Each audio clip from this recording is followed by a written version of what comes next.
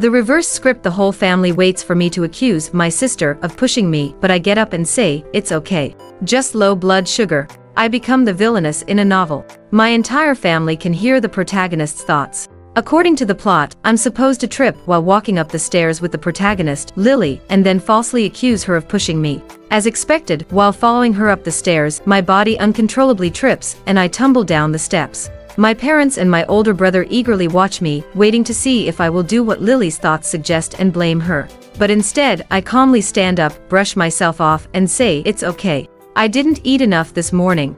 Just low blood sugar. I was reborn in a novel as Sophia Davis, the adopted daughter of the head of Davis Enterprises. I was kept in the family because I had a rare blood type, which meant I served as a mobile blood bank for my brother, James Davis. Not long after, the real daughter, Lily Davis, was found. She was the true protagonist of this world, unlike me, the villainous adopted daughter. And she had the special ability that allowed others to hear her thoughts. According to the storyline, I was supposed to constantly frame her in front of my parents, making them believe she was bullying me and trying to make them dislike her. But with her God's perspective from the storyline, Lily could always predict my actions and words, causing my family to lose trust in me again and again. On the very first day Lily returned, my parents asked me to show her the room upstairs that had been prepared for her. I remembered from the plot that at this point, everyone in the family should have already heard Lily's thoughts. They were waiting to see if things would unfold the way she said they would. I was about to try to break the plot and do something unexpected, but suddenly, my body slipped and I found myself tumbling down the stairs uncontrollably. As I rolled down the stairs and hit the floor, I noticed the look in my parents' and James' eyes. There was a clear trace of disappointment there. They were all waiting for me to say something, but no one came to help me. I had to slowly stand up on my own. Feeling embarrassed, I weakly apologized. It's okay. I didn't eat enough this morning. Just low blood sugar. Lily, looking surprised, asked, you're trying to say I pushed you, aren't you? You don't even know why, and you just want mom and dad not to be mad, right? My parents and James looked at me with suspicion in their eyes, and I just leaned against the wall, weakly retorting, did you not hear me or what? It was the low blood sugar. Then, I looked at James pitifully, I'll get better soon. I don't want to be unable to provide blood when you need it. James and my parents, hearing this, immediately came over to help me up, their faces filled with concern. Lily had taken my room, but in exchange, my parents gave me a luxurious suite. 18 years ago, Lily, their biological daughter, was kidnapped by bad people, and my parents were devastated. To cope with the grief, they adopted me from an orphanage, since I also had a rare blood type. For the past 18 years, they had treated me like their own daughter, nurturing and pampering me. But their love for me wasn't without an ulterior motive. First, they wanted me to help run Davis Enterprises, and second, I was meant to be James' personal blood donor. James loved racing, and as a professional driver, he often got injured during his races. Whenever he needed a blood transfusion, it was always me who provided it. That was why my parents doted on me so much, and why James treated me like his own sister. Mom gently pulled me aside. Sophia, your health isn't great. You can have the suite on the first floor from now on. In the original plot, when Lily was first brought back, the family hadn't had time to prepare her room yet.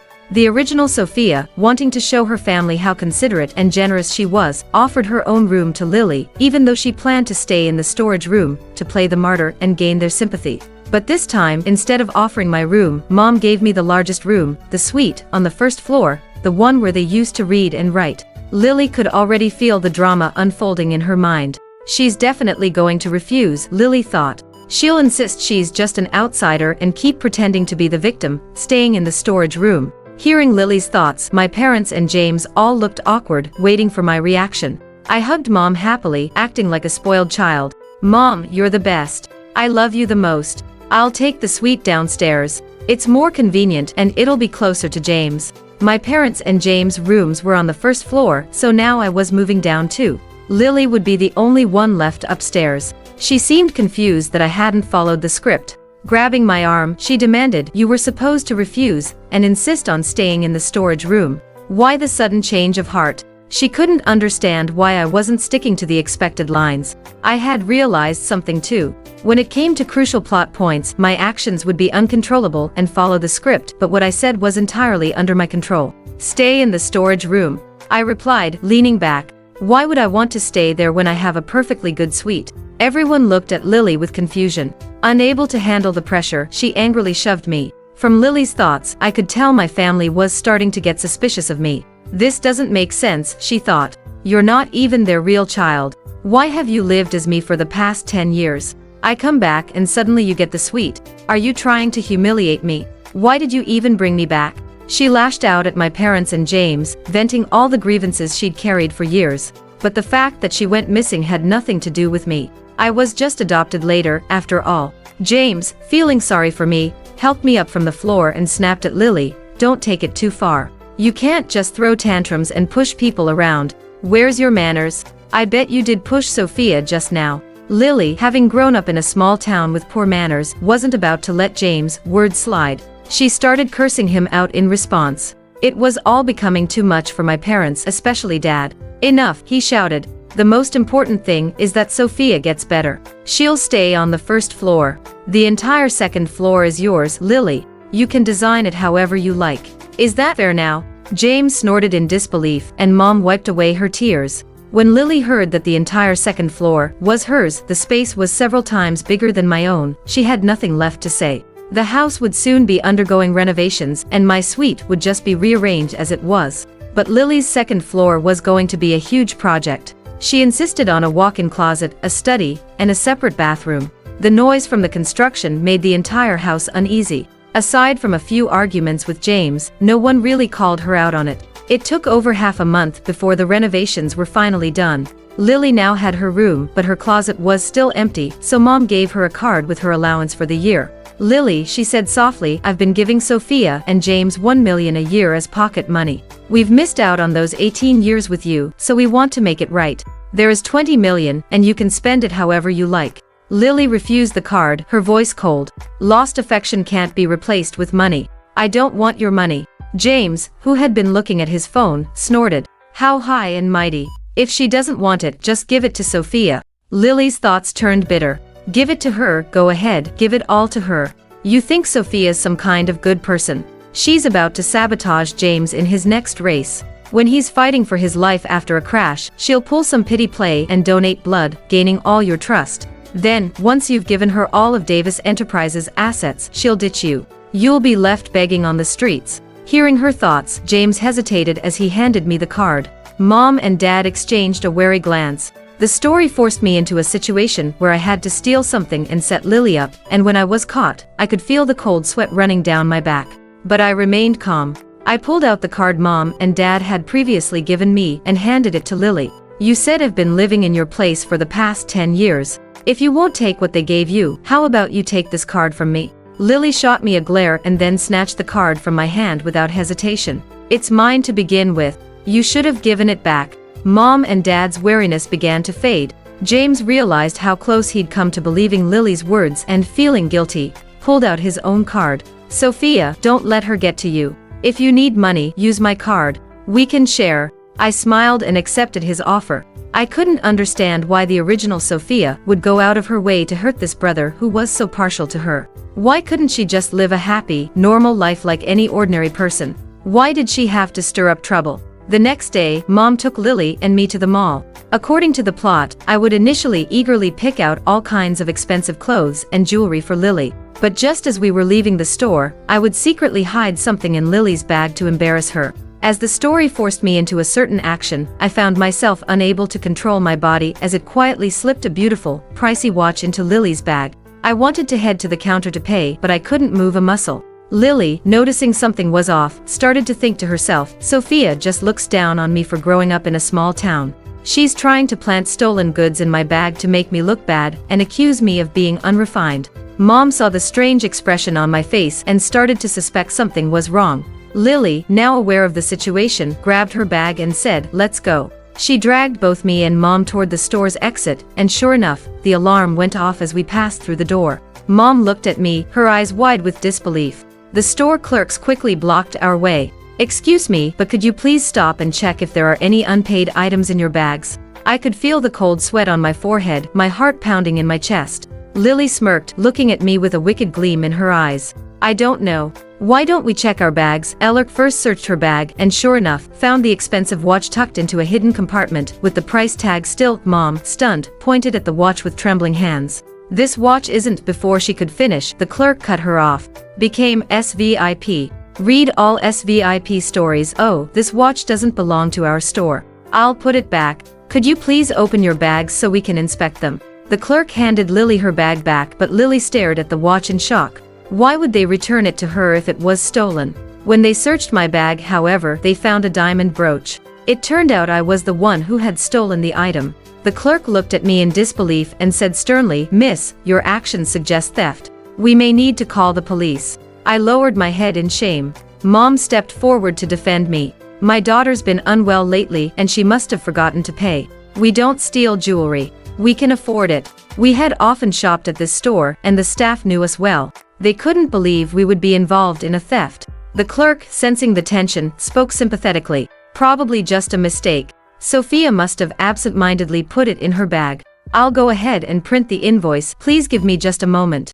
Just when I thought the situation was about to resolve, Lily interrupted. She grabbed the clerk's arm, blocking her from leaving, and pointed at me. "She did steal. She was trying to plant them in my bag to frame me. I don't know why she hid them in her own bag, though." "Don't be fooled." The clerk looked at our mom, clearly uncomfortable. Mom, already fed up, snapped, "Enough, Lily." But Lily refused to stop. She pulled the watch out of her bag, still with the price tag on it. "This is clearly the watch she stole from another store. She tried to plant it in my bag earlier." As she spoke, the people around us began to look at me with disdain. Lily grabbed my arm. "Are you trying to accuse me now? Are you going to say it's my fault? Speak up." I could hear whispers in the crowd. Who would have thought two rich girls would steal from a store? Both our reputations were at stake, and Mom finally snapped. "Enough." I couldn't hold back any longer and started crying. "I'm sorry, Mom. I took the brooch. I didn't have the money to buy it. I just wanted to give it to Lily as a gift." Lily and Mom suddenly remembered that earlier in the morning, I had given Lily my card. Lily scoffed, "Sophia, you're really something else. You stole the brooch to give it to me as a gift, but what about the watch? Isn't that your attempt to frame me?" Mom couldn't take it anymore. She slapped Lily across the face. "Stop it. The watch was a birthday gift from our entire family to Sophia. She never even wore it and still hadn't removed the tag. She probably meant to give it to you secretly, and you've completely misjudged her." Lily stared at me in disbelief before throwing the watch to the ground and running off in tears. The whole time, I had been wearing the watch when I left the house. But once the plot triggered, I had no control over my actions. Since I was destined to take the fall for the theft, I decided to accept the blame myself. When we got home and explained everything, Mom and Dad, along with James, didn't hold it against me. They quietly gave me the card Lily had refused earlier. "Sophia, no matter the reason, stealing is not right. It's bad for your reputation. Do you understand? Since Lily didn't want it, you can use this card." I happily accepted the card. There was 20 million in it. I was over the moon. Lily began to question why things weren't going according to the original plot. She found me alone and confronted me. "You're trying to make it look like I pushed you down the stairs, aren't you? And in the mall, you deliberately stole something to frame me, right? What changed? Why did you suddenly change your mind?" I met her furious gaze and calmly poured myself a cup of coffee. "Let me ask you, why do you always think I'm the bad guy?" She opened her mouth but couldn't come up with a response. According to the plot, I was supposed to be the evil adopted one, eventually taking all of the family's wealth for myself. Meanwhile, Lily, whose thoughts could be heard by everyone and who knew the plot, would be loved by everyone and would stop all of it from happening. "You say you're not a bad person. Fine. Tomorrow, when I go to school, prove it to me." After Lily left, I started to feel a headache coming on.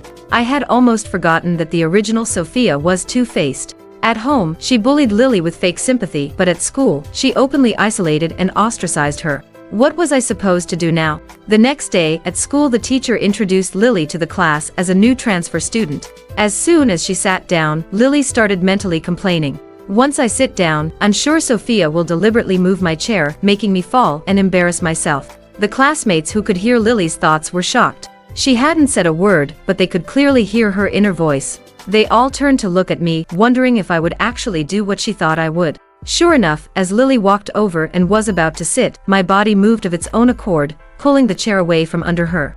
"Don't sit just yet." Everyone, including the teacher, watched in disappointment as I moved the chair. But when they heard me speak, they all seemed confused. They assumed I was going to accuse Lily of something, but instead, I just wiped the chair clean.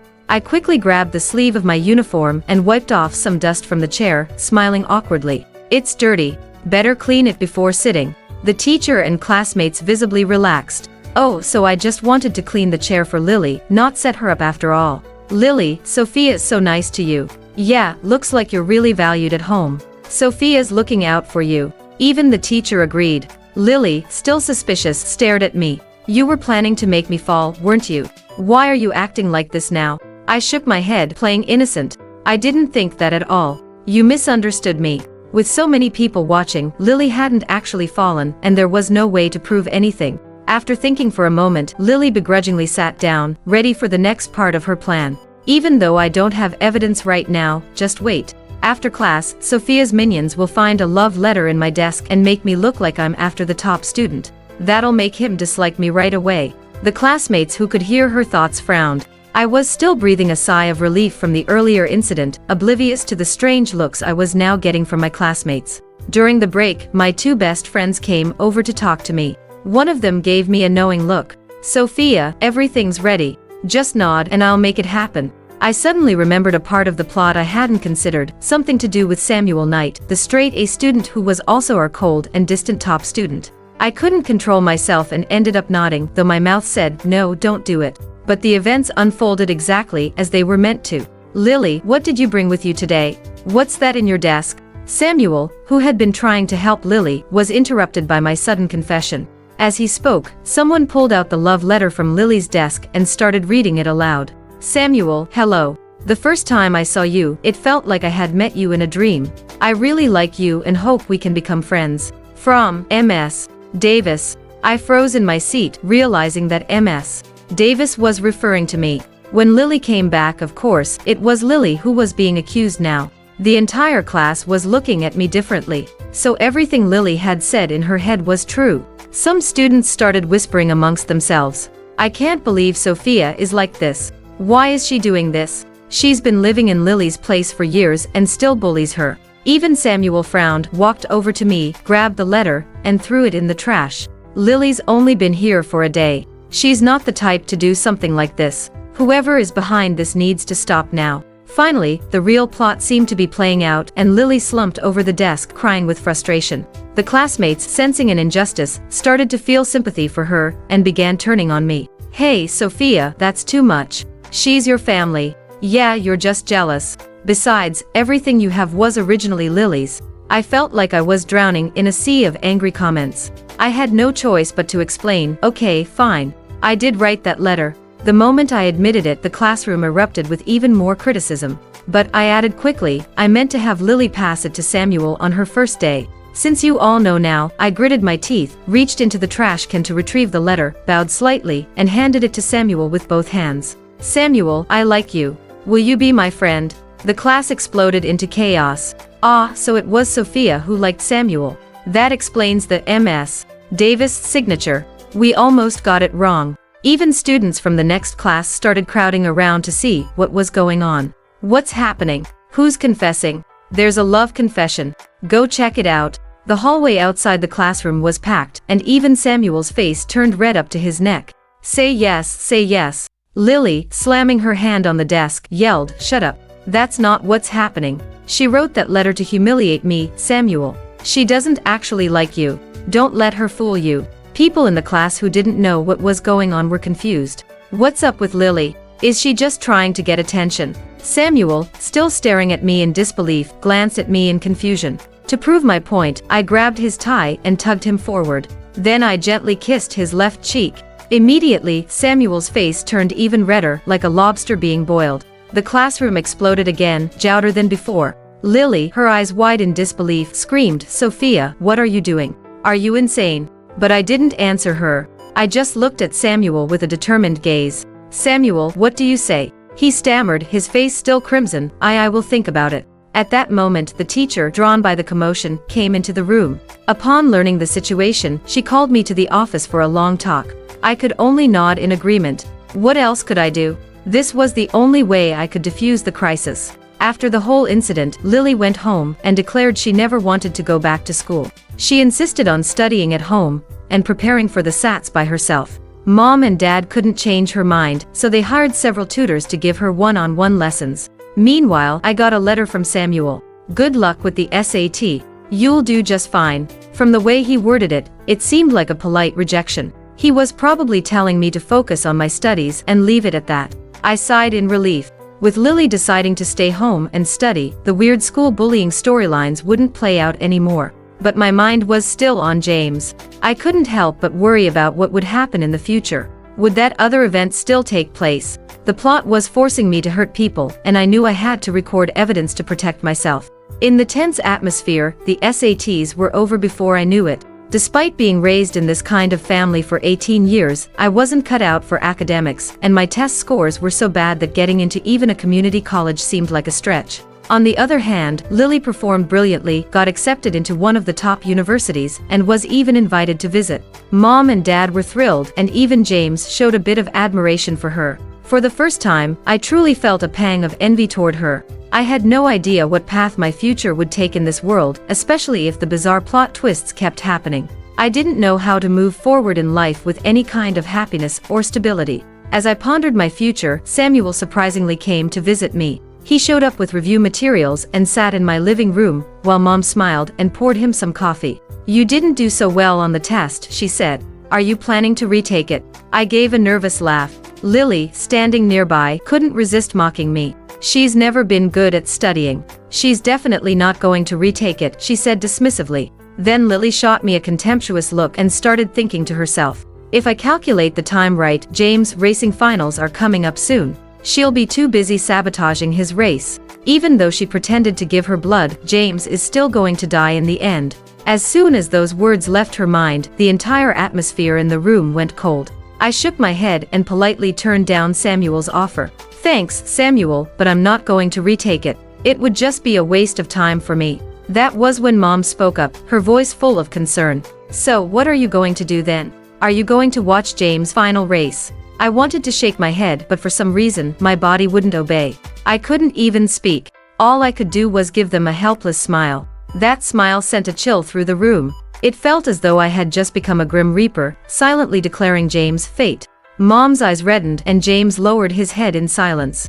The room was heavy with unspoken thoughts. The morning before James' race, I quietly went to the garage and, with no control over my actions, began loosening some critical screws on his car. Once I left the garage, I finally pulled out the phone I had been secretly recording video with and sent the footage to the family group chat. According to the plot, Lily would pull up the surveillance footage later that morning and expose me. Ever since I realized that whenever a major plot point was triggered, I lost control of my actions, even my speech, I decided it was best to leave and avoid making a fuss in front of everyone. James, however, chose to trust me, the one who had been by his side all these years, and he took the car with the sabotaged parts to the race anyway. In the end, his death would serve as the final proof to my family that I was nothing but a snake in the grass, full of ambition and malice. But now, before the tragedy struck, I wanted to do everything I could to prevent it. I left the house quietly, drove to the side of the road, had a few beers, and deliberately crashed into a few public fixtures. Just as dawn was breaking, the police caught me. None of the family had slept that night. The next morning, Lily, true to the storyline, came forward with the evidence to expose me. Even though I had always been nothing more than a moving blood bag to my parents, after all these years, they truly did see me as their daughter. They never thought I could do something like this. Mom cried uncontrollably and Dad spoke up. "James, if this is the case, you shouldn't go to the race today. Just stay home." James, who had been silent with his head down, glanced at his phone. He saw the video I had posted in the family chat and, clenching his fists, he said to them, "Don't worry, Mom and Dad. I'll prove to you that Sophia isn't like this." Without another word, he left for the garage and drove off. No one tried to stop him. At the race, James followed the instructions in my video and fixed the loose parts himself. He had even had the car checked multiple times by a professional. He saved the evidence and sent the updated footage to the family chat. This would be the last race of his career. The factors that led to his injury were far beyond just the car's issues. Even though the plot had already decided he would die in this race, James still wanted to participate. This race represented one of the few dreams he had as James Davis. The race was intense. James pushed himself to the limit as he navigated the course. Just as he was about to cross the finish line, the car's engine suddenly sparked, and James realized the brakes had failed. If he couldn't stop in time, there was a high chance the car would flip and he would die. In an instant, with only about feet to go, he swerved the steering wheel and veered off the track, hoping the mud and debris on the side would slow him down. The car finally came to a stop. Miraculously, James survived, but the crowd was left in awe. What happened in the last feet? Looks like James deliberately held back, perhaps trying to leave a memorable impression on the audience in this way. We'll discuss this later, the commentator said. At that moment, James realized it didn't matter whether he came in first or not. He was the first to cross the finish line, and he wasn't hurt. From that moment on, he could return to take over the family business with no regrets. I was held in detention for a week, and when I was released from the police station, my parents, including Lily, came to pick me up. My parents seemed a little distant, but James, my brother, was as usual, helping me with my things. Once we were in the car, my parents spoke to me.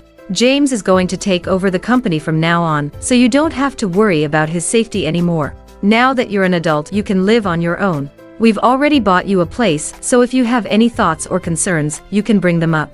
It was clear. They were pushing me out. Happy ending. I had already expected this outcome, but the tears still fell uncontrollably. After all, they had taken care of me with genuine love and care since I was little. Lily, seeing me cry, couldn't help but think to herself, she definitely doesn't want to leave. After all, who would want to leave being a rich girl? Even though she posted that video in the family group chat, the fact is, she still sabotaged James' car and tried to murder him. No one can change that. Hearing Lily's thoughts, no one knew what to say. I simply spoke, my voice calm. Thank you for raising me. I'm sorry about James' race, but there are many things in this world that I couldn't control, especially in front of you all. These were my sincere feelings. To protect these kind-hearted people and to fulfill a small wish of my own, I said, if possible, I'd like to go abroad to study, live somewhere else, and not come back. But you can come visit me anytime. Would that be okay? My parents and James were silent for a moment, and eventually, they agreed.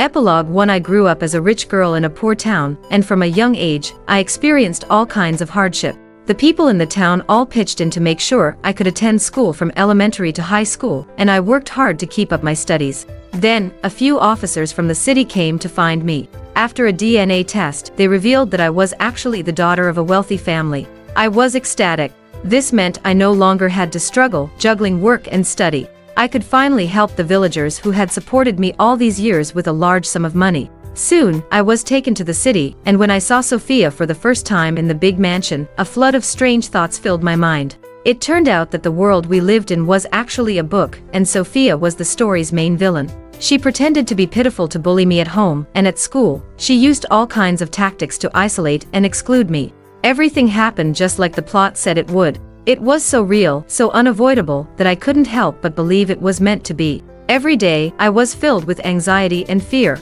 But then, the outcomes of things started to defy my expectations. The things I feared most were somehow always turned around by Sophia, making me question the reality of the world we lived in.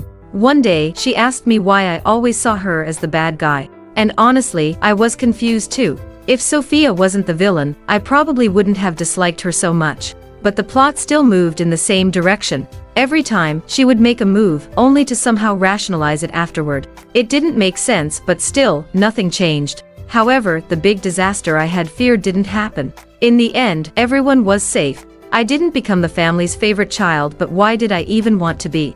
Growing up in the town, the people there had already showered me with love. I had experienced true affection long before, and I could tell that my family genuinely wanted to make up for the past. After Sophia did that one thing, for the sake of my safety and James, my parents gave her a sum of money and sent her away, never to mention her again. Eventually, it was James and I who would occasionally call Sophia. We heard that she had married Samuel abroad and had a baby. They planned to settle down there. My parents no longer held a grudge about the past and would sometimes take James and me on trips to visit her. Yet, every time, Sophia would make excuses to avoid seeing us, saying she was afraid it would trigger the plot. Epilogue 2. This was Samuel Knight, the straight-A student. The day Lily transferred to our school, I discovered something strange. I could read minds. Listening to her thoughts felt bizarre and almost absurd, but to my surprise, everything she predicted seemed to come true.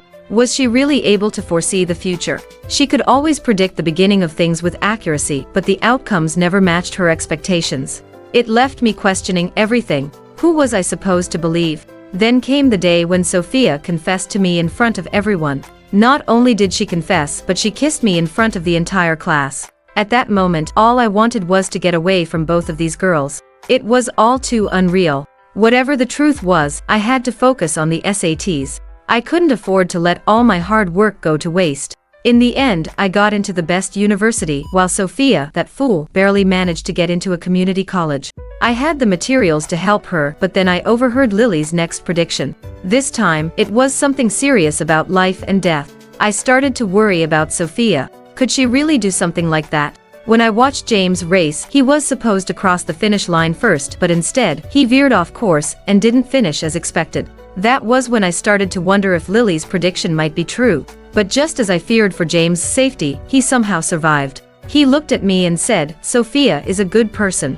There must be some special reason we don't understand for why she did what she did. That's why I believe in her." I believed him. Any girl who had the courage to confess her feelings like that couldn't be a bad person. By the time the new semester started, I found out that Sophia had gone abroad to study. I managed to secure a spot as an exchange student in my second year and followed her to the same school. When she saw me, she smiled and teasingly said, "Well, I've never seen the hero chase after the villain before. Did you miss me?" I reached out and lightly tapped her forehead. "You kissed me in front of everyone and then off. Now you're going to have to take responsibility."